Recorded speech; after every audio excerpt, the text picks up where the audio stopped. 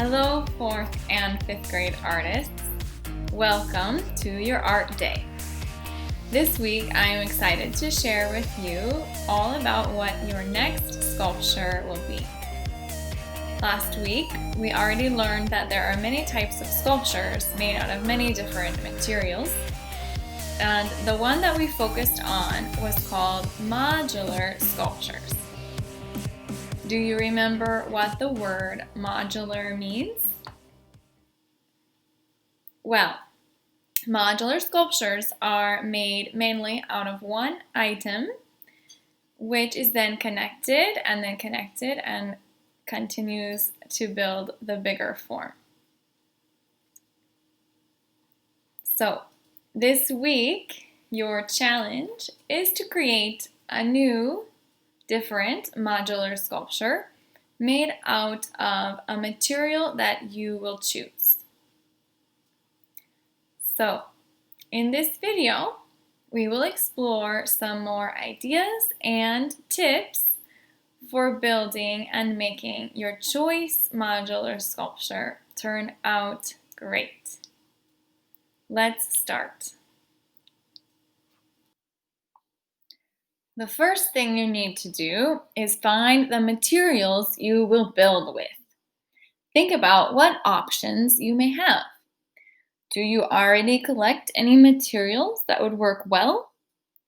If you can recycle materials into artwork, that would be great.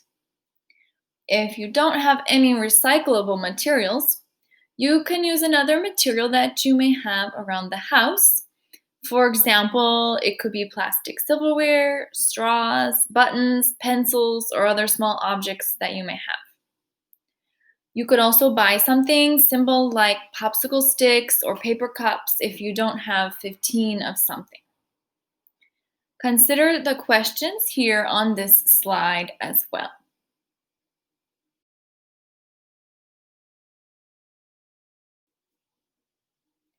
Once you have chosen a material to use, gather it to your workspace. You also need to bring something to connect with. This will depend on what material you chose. It may also depend on whether you have someone there to help you or not. I experimented with using different types of tape and glue. Some materials can make your sculpture stronger than others, so that is something to keep in mind. Some materials like glue may also require more time. For example, if you use white glue, you will need to let your sculpture dry for some hours or overnight in between each step. Obviously, hot glue could be faster, but it is dangerous. So you may only use hot glue if you have an adult to help you. Now you are ready to start building your sculpture. Since we are making a modular sculpture, you will start by creating your modules. Each module should be basically the same. If you can make modules that already stand up by themselves, that will make your sculpture easier to build later on. Connect 2 or 3 of your items in a way that looks nice or interesting to you, and do the same thing to all of your items until you have many modules. If you used white glue, leave your modules to dry and come back later to finish building. Finally, it's time for the really fun part. Once your modules are ready, you will connect again and build your sculpture. Modular sculptures can be arranged in more than one way. Experiment and try several arrangements before you make a final decision and connect. Be creative. In the Timelapse video demo that follows, you will see that I tried different options before I actually stuck my modules together with tape. One of the most famous artists for creating sculptures this way was Saul LeWitt. Notice how in each of the sculpture examples here, his module was a cube, but every sculpture still turned out different. And these are only a very few of all the creative variations he made.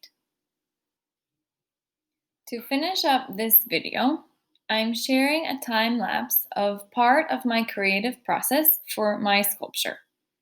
This was the second version that I made and my favorite from this project. Notice here that I already had finished the module step, so all I have to do now is the last step of connecting.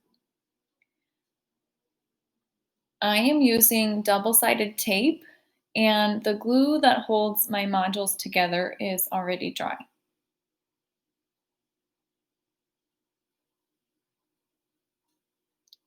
What do you notice about the way that I am constructing this sculpture? Can you tell if I had started with a plan or not?